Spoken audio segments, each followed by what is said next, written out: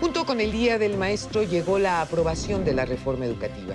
Y después de su recorrido por los congresos de los estados, vino su promulgación por parte del presidente Andrés Manuel López Obrador. Pero, ¿esta reforma cómo va a cambiar la educación en México? Ahora le falta, por supuesto, a esta ley sus leyes secundarias. ¿Qué es lo que van a traer? La reforma estipula que se garantizarán materiales didácticos e infraestructura. ¿Qué otros avances habrá para garantizar una educación de excelencia y de calidad? ¿Es cierto que los sindicatos ya no tendrán el control de las plazas? Para responder todas estas preguntas y muchas más, se encuentra con nosotros el diputado Juan Pablo Sánchez, quien es el secretario de la Comisión de Educación en San Lázaro. Quédese conmigo esta noche. El programa va a estar muy bueno. Esto es Frente a Frente, periodismo con responsabilidad. Comenzamos.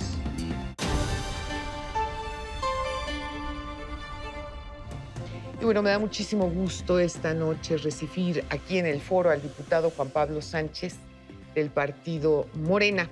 Él es secretario de la Comisión de Educación en la Cámara de Diputados.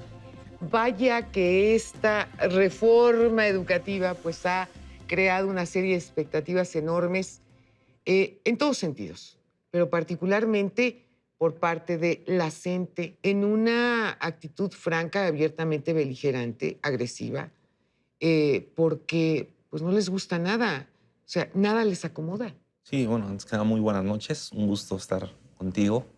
Y comentarte, efectivamente, pues no hay trajes a la medida, creo. Exacto. Creo esta parte, la experiencia legislativa que nos llevamos en estos meses, es efectivamente esta reforma que logró transitar tanto por la Cámara de Diputados como por Cámara de Senadores, ahora ya en los congresos locales, Claro. pues ha sido la reforma transitable, a lo mejor no la deseable para muchos maestros, Eso es.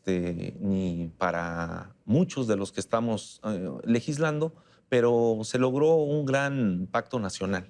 Eso fue un consenso nacional el que se logró, que partidos de oposición, que mismos profesores, no nada más hablando de la coordinadora, sino de otros sindicatos y otras corrientes, Del pudiéramos CENTE. lograr, sí, pudiéramos lograr este consenso para sacar esta tan reforma discutidísima, ¿no? Que no la hemos venido aprobando de un mes para acá, sino han sido Claro. muchos meses con foros, audiencias, parlamento abierto, en el cual se ha escuchado a todo el mundo, ¿no? Es el presente y el futuro del país lo que estamos poniendo en manos de los maestros.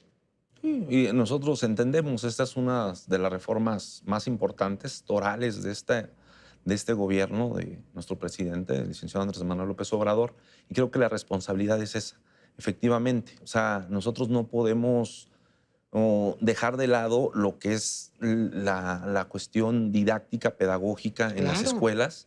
Y algo que yo rescato mucho de esta ruta que nos trazamos es que las evaluaciones no terminan. La evaluación es algo inherente al sistema de aprendizaje, al sistema de enseñanza-aprendizaje, pero es algo en donde sí le dimos una vuelta. ¿Qué fue lo que falló en la anterior reforma? A ver, No, platica. o sea, lo que falló es que primero te evalúan y posteriormente te capacitan o nunca te capacitan. Y ahorita le dimos un revés. Viene primero la capacitación para posteriormente la evaluación. ¿Qué es Pero lo no nada correcto? más, exactamente, pero no nada más a los maestros, sino al sistema educativo nacional. Ok. Y esa parte creo que es importante y lo logramos dejar plasmado en el artículo 3º constitucional, que es la capacitación continua, ¿no? El mejoramiento continuo de los maestros, porque efectivamente nosotros queremos que los niños, nuestros jóvenes, nuestras niñas, pues tengan a los mejores, a los mejores maestros, a los mejores profesionistas, no nada más con el conocimiento, sino con la experiencia y con la didáctica que se necesita para estar en un salón de clases, ¿no? Al frente.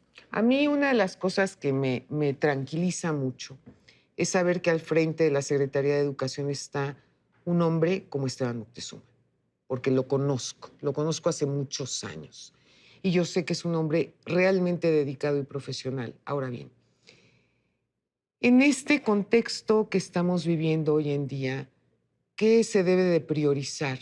¿La política o la educación per se? En el caso de nosotros es la educación. Eh, Desafortunadamente siempre la educación ha venido emanado o ha venido junto con la política, ¿no? Que al final es una política educativa, pero aquí O algo que una política nosotros dura también, ¿eh? también, Ojo. sí, y es algo que nosotros aquí logramos rescatar y que es algo preponderante dentro de la reforma, pues es la rectoría del Estado en la educación.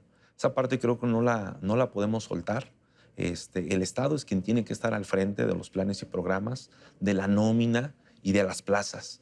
Esta parte, hubo por ahí quien la oposición quiso confundir en donde estamos soltando el 50 y 50%, regresando al pasado. Eso no, pero lo que nosotros siempre nos planteamos es que no podemos regresar al pasado, pero tampoco estar donde estábamos, con un problema en el magisterio, en las aulas, en nuestras escuelas. Entonces es por eso que dimos este paso en donde sí se le reintegra a los profesores sus derechos laborales en el artículo 123 constitucional, apartado B, como cualquier servidor público o que está pues, al servicio del Estado.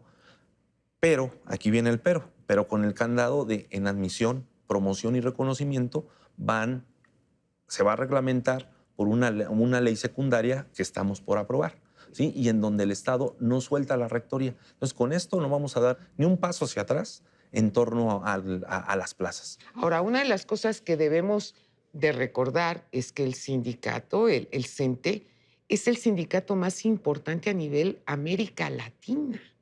Estamos hablando, vamos, el tamaño del CENTE es impresionante y la cantidad de maestros que aglutina es impresionante. Entonces, ¿qué es lo que pasa? Pues yo recuerdo en años anteriores era casi una guerra de poder entre el sindicato y el Estado.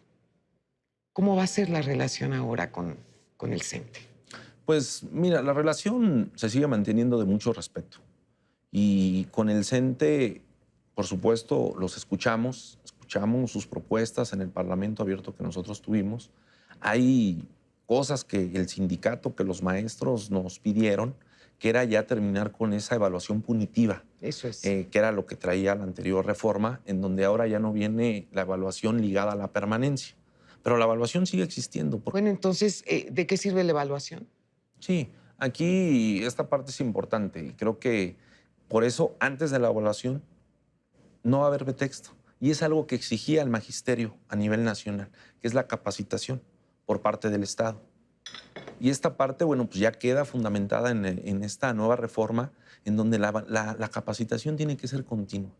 Y la evaluación, los maestros no se oponen a que los evalúen. A diario son evaluados por sus alumnos, por los padres de familia, por sus Sí, pero no directivos, se por sus pone en riesgo supervisores. Sí. su fuente de trabajo, Entonces, finalmente. esta parte es en donde nosotros tenemos que entrarle y aterrizar, que verdaderamente maestros que estén al frente, pues tengan una verdadera capacitación para posteriormente poderlos evaluar de una manera ya diferente, de una manera holística, más integral, no con un examen estandarizado, en donde ese examen se aplicaba tanto en Oaxaca, que son unas condiciones, como en el estado de Nuevo León o en la Claro. Ciudad de México.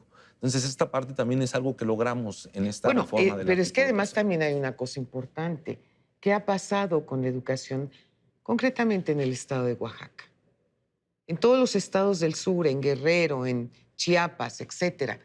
¿Qué es lo que ha pasado? Los maestros han priorizado sus derechos por encima de la educación de los niños. ¿Cuánto tiempo han dejado a las criaturas sin escuela porque están metidos en sus marchas? Es decir, no es aceptable de ninguna manera que abandonen el aula y abandonen a los niños, pues porque en lugar de 3% o 4% de aumento salarial, pues quieren 5%. Ya me explico.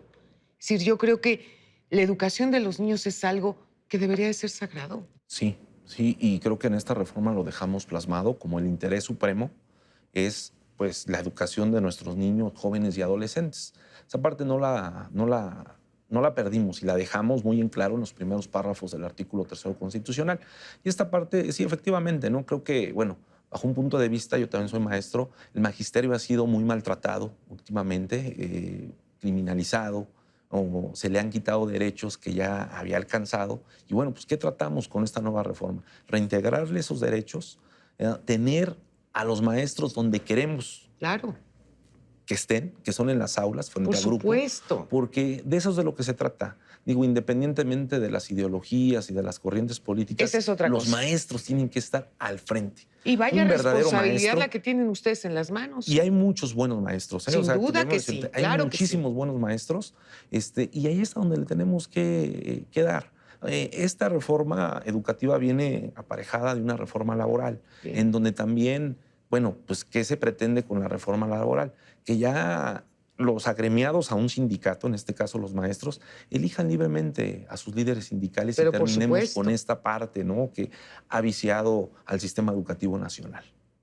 Y bueno, desde algún lugar de Europa tenemos a José Luis Belmar con una mujer en la historia. Beatriz Cadwallader Jones nació en Nueva York el 19 de junio de 1872.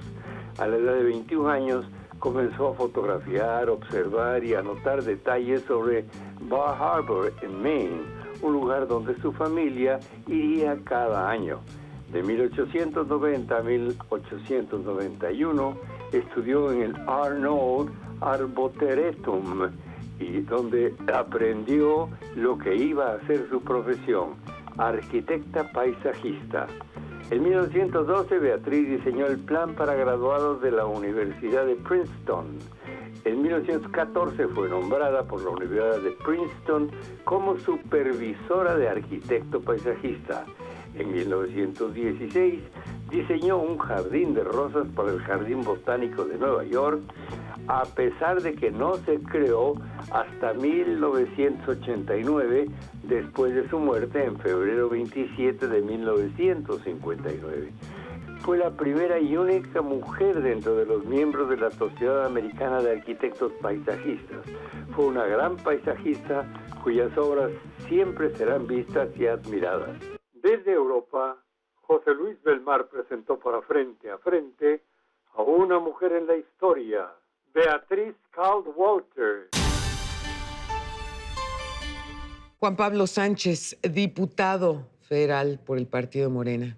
Te agradezco tanto que hayas estado conmigo esta noche, sobre todo porque es importante que el público entienda qué hay detrás de todo este gran escándalo de la reforma educativa y qué podemos esperar de ella todos los mexicanos. Sí, pues es una reforma que fue muy discutida, en donde logramos este consenso nacional por parte de maestros intelectuales de este país, que hay muchos en el ámbito educativo, ¿Cómo no? padres de familia, mismos alumnos y por supuesto, pues sindicatos también, ¿no? Hay que decirlo, partidos de oposición que se sumaron. ¿Por qué? Porque es una reforma que la estamos viendo no a corto plazo, sino es una reforma educativa que se está viendo a largo plazo. También en donde se manejan nuevos conceptos que nunca habían aparecido en una Constitución mexicana y que, bueno, pues esto da para mucho, ¿no? No, y da Estamos para mucho porque te voy a hablando. pedir que regreses conmigo aquí al programa y que podamos hablar de estas leyes secundarias que están elaborando, por supuesto, para que le demos seguimiento de todo el trabajo legislativo que se va a ver reflejado, desde luego, en la educación de nuestros niños. Te agradezco mucho. Un gusto, el gusto es mío. No se pierda nuestro próximo programa. México vive tiempos de cambio, tiempos de dar la cara, tiempos para hablar frente a frente. Muy buenas noches.